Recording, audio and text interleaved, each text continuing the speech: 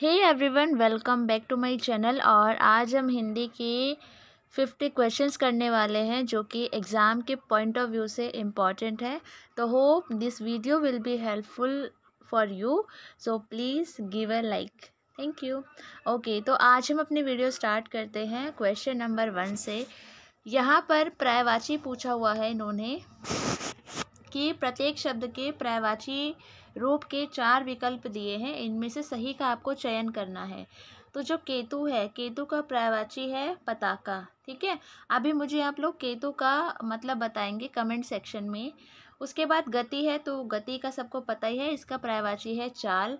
कनिष्ठ, ठीक है, कनिष्ठ, और इसका पर्यायवाची है छोटा। कनिष्ठ मतलब छोटा होता है। उसके बाद हमारा अगला जो क्वेश्चन है 4, इसमें क्या करना है कि निम्नलिखित 4 शब्दों के समूह है। प्रत्येक समूह में 3 शब्द पर्यायवाची है और जबकि एक शब्द पर्यायवाची नहीं है। तो जो पर्यायवाची नहीं है वो हमें बताना है। जैसे कानन, विपिन, कांतर एक ही मतलब है लेकिन कांता अलग है। ठीक है, ठीक इसी तरीके से हमारा लौ, दीप, शिखा, ललट अलग है और एक लगन अलग है। यानी जो बाकी के 3 शब्द है वो पर्यायवाची हैं और जो उनका पर्यायवाची नहीं है हमें उसे अलग छांटना है। क्वेश्चन नंबर 6 में हमें क्या करना है, यहाँ कुछ शब्दों के विपरीतार्थक शब्द दिए हैं तो हमें बताना है कि उसका विलोम क्या है। ठीक है, तो अनिवार्य मतलब करना ही करना है। वैकल्पिक मतलब हमारे पास ऑप्शन है। ठीक है, उन्मूलन और रोपण। ठीक है, उन्मूलन एक तरीके से उजाड़ना होता है और रोपण लगाना। ठीक है, उसके बाद निंद्य और वंद्य, तो इन दोनों शब्दों का मतलब मुझे कमेंट सेक्शन में बताना। ये जहाँ जहाँ थोड़े से ट्रिकी वर्ड्स आते हैं मैं इसलिए आपको कहती हूँ ताकि आप लोग इसे सर्च करें, क्योंकि अगर ऐसा कुछ क्वेश्चन क्योंकि इजी तो सबको ही पता होते हैं, बट जहाँ जहाँ थोड़े से टफ आते हैं प्लीज़ उसको जाके गूगल पे सर्च कीजिए। और प्लीज़ अगर आप मुझे कमेंट में रिप्लाई करते हैं, आंसर करते हैं तो मुझे अच्छा लगता है कि हाँ आप लोग कनेक्टेड हैं, आप लोग क्लास को ध्यान से सुनते हैं। ठीक है, क्योंकि सारी चीज़ें अगर मैं ही बता दूंगी तो फिर जो हमारा खुद का दिमाग है वो थोड़ा सा काम करना बंद कर देता है। ठीक है, तो इसलिए आप खुद से भी थोड़ी सी मेहनत कीजिए। तो प्लीज़ मुझे इन दोनों शब्दों के मतलब बताना कमेंट सेक्शन में। उसके बाद है हमारा यहाँ पर हमें सही शब्द की वर्तनी। वर्तनी मतलब होता है स्पेलिंग छांटनी है। तो इसमें ये तीनों गलत है, जो स्पेलिंग ठीक है वो फर्स्ट वाली ठीक है। ठीक है, सुश्रुषा इसकी स्पेलिंग है। उसके बाद है 10th वाला तो गरिष्ठ, तो गरिष्ठ की स्पेलिंग ये वाली ठीक है, गरिष्ठ होता है। और इसमें अंतर्धान, ये इम्पॉर्टेंट है, पूछा जाता है तो अंतर्धान। ठीक है, ये वाले इसकी स्पेलिंग सही है। अब यहाँ पर देखो इन्होंने अलंकार पूछे हैं कि सही अलंकार का चयन कीजिए। तो उदित उदय, गिरी मंच पर, रघुबर बाल पतंग, तो इसमें कौन सा अलंकार है, उपमा अलंकार है। ठीक है, उपमा जो अलंकार हैं वो मैंने समझाए हुए हैं और अभी मैं इसमें भी दोबारा समझाने लगी तो वीडियो बड़ी हो जाएगी।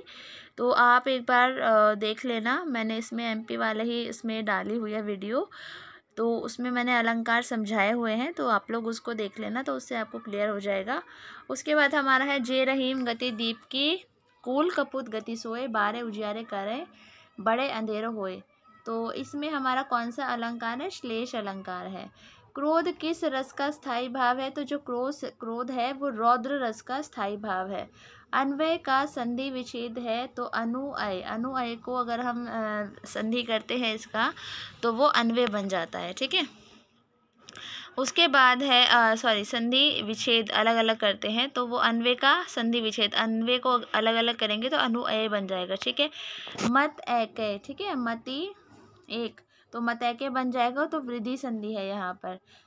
उसके बाद हमारा है क्वेश्चन नंबर 17, जिस छंद में वर्णिक या मात्रिक प्रतिबंध ना हो वह छंद क्या कहलाता है, तो उसका जो आंसर है वो है मुक्त छंद।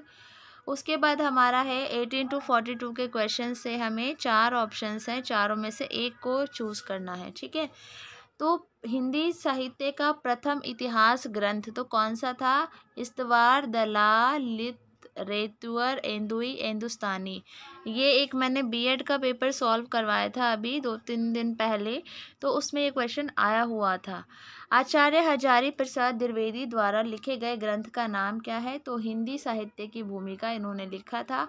चंद्र बरदाई द्वारा लिखे ग्रंथ का नाम क्या है, मोस्ट इम्पॉर्टेंट क्वेश्चन है, इसका जो आंसर है वो है पृथ्वीराज रासो। निर्गुण भक्ति धारा के कवि नहीं थे, तो कौन नहीं थे? तो दादू दयाल नहीं थे। ठीक है। उसके बाद हमारा क्वेश्चन है 22। तन चितुर मन राजा कीन्हा, हिये सिंहल बुद्धि पद्मनि कीन्हा, गुरु सुवा जेहि पंथ दिखावा, बिन गुरु जगत को निर्गुण पावा। इस पद में हृदय का प्रतीक बताया गया है, जो दिल का प्रतीक है वह किसे बताया गया है? सिंघल को। सिंघल का अर्थ आप मुझे कमेंट सेक्शन में बताएंगे। वैष्णव भक्ति के प्रतिष्ठापक आचार्य नहीं थे, तो रामानंद इसके प्रतिष्ठापक आचार्य नहीं थे। हिंदी साहित्य के सन 1643 से 1843 के काल को कहा जाता है, क्या कहा जाता है उसे? रीति काल कहा जाता है। क्वेश्चन नंबर 25 है, उत्तर मध्यकालीन काव्य की प्रमुख प्रवृत्ति थी, तो क्या थी वो? श्रृंगारिता। अंधेर नगरी के रचनाकार कौन है? भारतेंदु हरिश्चंद्र। ठीक है। उसके बाद हमारा है क्वेश्चन नंबर 27। हिंदी के प्रथम पत्र उद्दंड मार्तंड का प्रकाशन किस वर्ष हुआ था? तो 1826 में। ये इम्पॉर्टेंट है। छायावाद का प्रारंभ माना जाता है, तो छायावाद का प्रारंभ प्रसाद के झरना से माना जाता है। छोड़ ध्रुवों की मृदु छाया, छोड़ प्रकृति से भी माया, बाले तेरे बाल जाल में कैसे उलझा दूँ, लोचन छोड़ अभी से इस जग को। तो ये पंक्तियाँ किसने लिखी हैं? तो ये पंक्तियाँ सुमित्रा नंदन पंत की है। रामधारी सिंह दिनकर की रचना है, तो कौन सी है? तो रश्मिरथी उर्वशी। तो इस तरीके से ये ऑप्शन, एक तरीके से यह क्वेश्चन ही गलत माना जाएगा, क्योंकि इसमें दो ऑप्शन दिए हुए हैं। तो रश्मिरथी उर्वशी दोनों ही किसने लिखी थी? रामधारी सिंह दिनकर ने। हिंदी साहित्य के छायावाद की काल विधि है 1918 से लेकर 1938 तक। क्वेश्चन नंबर 30 है, शब्द शक्ति के मुख्य भेद है, तो शब्द शक्ति के मुख्य भेद कितने हैं? 3 हैं। कौन कौन से हैं ये आप लोग मुझे कमेंट सेक्शन में बताओगे। उत्साह एक स्थायी भाव है वीर रस का। ठीक है। क्वेश्चन नंबर 34 है, पूत सपूत तो का धन सचे, पूत कपूत तो का धन सचे। इस पद में प्रयुक्त अलंकार है, तो कौन सा अलंकार है? लाटानुप्रास। ठीक है। तो ये इतने ज़्यादा हमें इतने डेप्थ में अलंकार नहीं पढ़ने हैं, बिल्कुल इम्पोर्टेंट अलंकार है। ठीक है। तो कल मैं अलंकार वाली वीडियो शायद डाली है मैंने, एक बार प्लेलिस्ट में चेक करना। ठीक है। मैंने अपलोड की हुई है अलंकार की वीडियो। ठीक है। तो जो इम्पोर्टेंट है वही आपको करनी है। उसके बाद क्वेश्चन नंबर 35 है, कंदमूल भोग करे, कंदमूल भोग करे, 3 बेर खाते सी वो अब 3 बेर खाती है। तो इसमें यमक अलंकार है। ठीक है। तो यमक अलंकार में बेसिकली हमारा क्या होता है कि शब्द होते हैं, रिपीट होते हैं, और हर बार उन शब्दों का मतलब अलग होता है। क्वेश्चन नंबर 36 है हमारा, मानुस हो तो वही रसकान, बसो ब्रज गोकुल गाँव के गवारनी, जो पशु हो तो कहा बसु मेरो, चरो नित नंद की धेनु मझारनी। तो इसमें छंद कौन सा है? तो सवैया इसमें छंद है। छंद वैसे इतने इम्पॉर्टेंट नहीं है, छंद और रस फिर भी आ सकता है, बट छंद इतना इम्पॉर्टेंट नहीं है। हिंदी भाषा से तात्पर्य है, तो उत्तर भारत के मध्य भाग अथवा मध्य देश की भाषा, नागरी लिपि में लिखी जाने वाली खड़ी भाषा। तो इसका जो आंसर है वो दोनों है, यानी दोनों ही ऑप्शन ठीक है, ए और बी, यानी कि उपयुक्त दोनों। तो C option is correct option. Question number 38 है, पश्चिमी हिंदी के अंतर्गत आने वाली बोलियों की संख्या है, तो कितनी है? 5। और मैंने कल एक पेपर सॉल्व करवाया था, उसमें मैंने बताई है ये 5 बोलियाँ कौन कौन सी है, अगर आपने ध्यान से मैराथन क्लास देखी है तो। भोजपुरी एक बोली है, तो भोजपुरी एक बोली है बिहारी हिंदी की। अभी आप लोग सोच रहे हो, क्योंकि 2-3 वीडियोज़ मैंने 2-2 3-3 मिनट की डाली है, आपको लगेगा कि वो मैराथन क्लास कैसे है। तो अभी एक तरीके से ये लगा लो सीरीज़ ही चल रही है। ठीक है। 1 2 3 4 5 6, ताकि आपको पता रहे कि कौन सी आप देख चुके हो। तो इस तरीके से मैंने सारा थंबनेल सबका एक ही कर दिया है, बस मैराथन 1 2 3 करके डाल दिया, चाहे वो 2 मिनट की ही वीडियो क्यों ना हो। ठीक है। उसके बाद है उजला एक, तो उजला एक तत्भव शब्द है। क्वेश्चन नंबर 41 है, कृतघ्न किसे कहा जाता है? जो किया हुआ उपकार नहीं मानता। ठीक है। और जो किया हुआ उपकार मानता है उसको कृतज्ञ कहते हैं। क्वेश्चन नंबर 42 है, इम्पॉर्टेंट है, करवा चुकी हूँ। संविधान द्वारा हिंदी को राजभाषा कब प्रदान किया गया? 14 सितंबर 1949 को।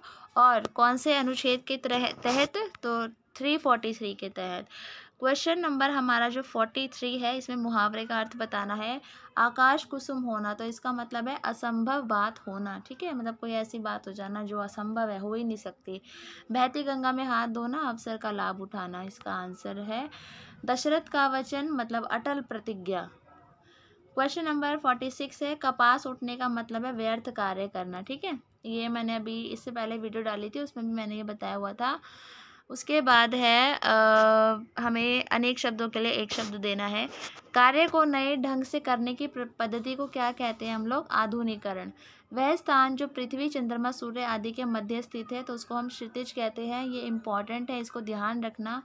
उसके बाद हमारा है जिज्ञासा का मतलब होता है जानने की इच्छा, और गंतव्य मतलब होता है लक्ष्य, जहाँ पर हमें जाना है, ठीक है।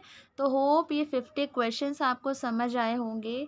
पीडीएफ आप लोग टेलीग्राम ग्रुप से ले लेना, ठीक है। पीडीएफ मैंने वहाँ प्रोवाइड करवाई हुई है, और आप इसे खुद से भी सॉल्व करके देखना, ठीक है। और नए हो तो प्लीज़ प्लीज़ सब्सक्राइब कर लेना, और प्लीज़ जिन लोगों के पास ये वीडियो नहीं पहुँची है, क्योंकि बहुत लोगों ने फॉर्म भरा है, तो प्लीज़ उन तक कोशिश कीजिए कि वीडियो पहुँच जाए। जो भी हमारे पास 4-5 दिन रहते हैं, जितना जिसका हो सके, जितनी तैयारी हो सके, तो वो अच्छा है आप लोगों के लिए भी और मेरे लिए भी, क्योंकि मेन मोटो है हमें हेल्प करना एक दूसरे का, ठीक है। तो यही था आज के वीडियो में। Thank you.